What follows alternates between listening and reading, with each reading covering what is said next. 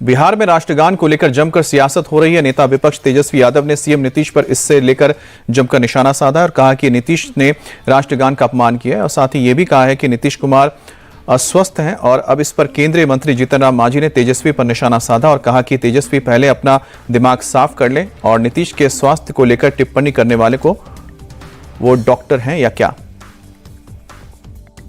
कौन जी सर क्या सर? तेजस्वी ने कहा है कि राष्ट्रगान का अपमान किए हैं नीतीश कुमार। कौन कह दिया कि राष्ट्रगान का अपमान किए हैं? वो उनको दिव्य दृष्टि है क्या है? बाकी सब लोग हैं कह रहे हैं कि कोई अपमान नहीं हुआ है, वो क्यों कहते हैं? वो मन को जरा धो लें, दिमाग को साफ कर लें। और नीतीश कुमार ऐसे आदमी जो 20 वर्ष तक बिहार के राज्य को सफलतापूर्वक चलाए हैं, उनसे अपेक्षा की जाती है कि राष्ट्रगान का वो करेंगे अपमान। संभव ही नहीं है।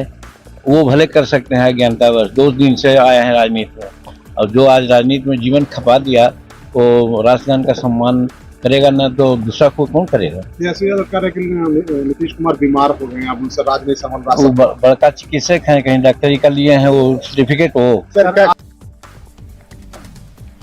और बिहार दिवस पर एक तरफ केंद्रीय मंत्री राजीव रंजन ने बिहार के लोगों को बधाई दी है, वहीं विपक्ष ने नीतीश कुमार के इस्तीफे को लेकर जब सवाल किया तो वो नाराज हो गए। बोले कि कौन मांग रहा है इस्तीफा, इस तरह की बयानबाजी का कोई मतलब नहीं है और ना ही कोई प्रतिक्रिया देनी चाहिए। विपक्ष सिर्फ राजनीतिक बयानबाजी करता है, उसे किसी बात से मतलब नहीं। कौन मांग रहा है इस्तीफा? जिसका कौन किसका? अभी तो कुछ दिन पहले कह रहे थे कि बेगूसराय से मेज का ट्रांसफर हो रहा है, कर्नाटक जा रहा है, और कल कृषि मंत्री ने घोषणा कर दिया कि बेगूसराय में। उन लोगों की बात का कोई वैल्यू नहीं है और उस पर कोई प्रतिक्रिया नहीं देनी। और परिसीमन के मुद्दे पर इन दिनों जमकर सियासत हो रही है। तमिलनाडु के सीएम एमके स्टालिन लगातार केंद्र पर हमला कर रहे हैं, वहीं इसे लेकर बयानबाजी का दौर भी जारी है। बीजेपी सांसद प्रवीण खंडेलवाल ने कहा है कि स्टालिन समेत दक्षिण भारत के तमाम राजनेता परिसीमन को मुद्दा बनाकर बस अपनी राजनीति चमकाना चाहते हैं और यही वजह है कि इसे बेवजह का मुद्दा बनाया जा रहा है, जबकि ये कोई मुद्दा ही नहीं है।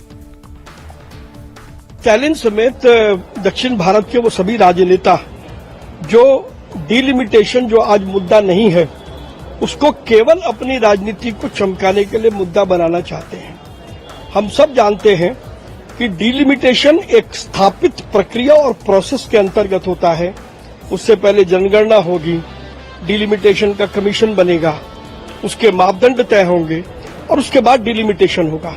लेकिन अभी जब कोई चर्चा नहीं है, ऐसे में दक्षिण भारत के ये नेता, क्योंकि इनकी पॉलिटिकल जमीन धीरे धीरे करके खिसकती जा रही है, तो ये वहीं परिसीमन पर स्टालिन के विरोध पर जेडीयू ने भी निशाना साधा।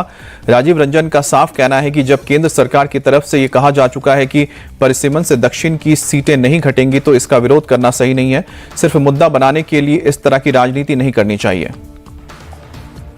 देखिए, ये डीएमके की जो भी आशंकाएं हैं वो राजनीति से प्रेरित हैं, लेकिन ये पूरी तरह से निराधार हैं। जब ये कहा जा चुका है केंद्र की ओर से कि दक्षिण की सीटें नहीं घटने जा रही हैं, वैसी स्थिति में एक जो बहुप्रतीक्षित निर्णय है परिसीमन का, उसके विरोध का कोई राजनीतिक तौर पर औचित्य नहीं समझा जा सकता है।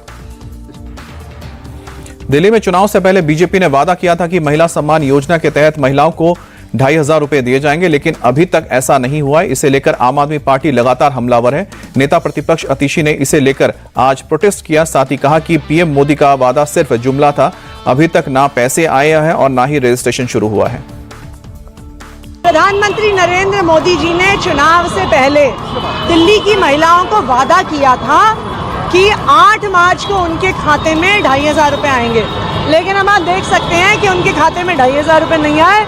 तो ये जुमला था, इसलिए मोदी जी के जुमले के बैंक का ही वादा हुआ था, वरना 8 मार्च आई, 8 मार्च गई। 2,500 रुपए तो छोड़िए, अभी तक स्कीम का रजिस्ट्रेशन भी शुरू नहीं हुआ। और नागपुर में हिंसा के बाद पुलिस ने कांग्रेस को हिंसा वाली जगह का दौरा करने की इजाजत नहीं दी है। अब इसे लेकर कांग्रेस लगातार सरकार पर सवाल उठा रही है, साथ ही पुलिस पर भी निशाना साध रही है। नागपुर में कांग्रेस विधायक विजय वट्टीवार ने भी कहा है कि पुलिस का इजाजत ना देना सही नहीं है। क्या पुलिस कुछ छुपाना चाहती है? उसे किस बात का डर है? इस बारे में गवर्नमेंट ने, अपनी पुलिस ने इसकी परमिशन नहीं देना ये उचित नहीं है, ये ठीक नहीं है।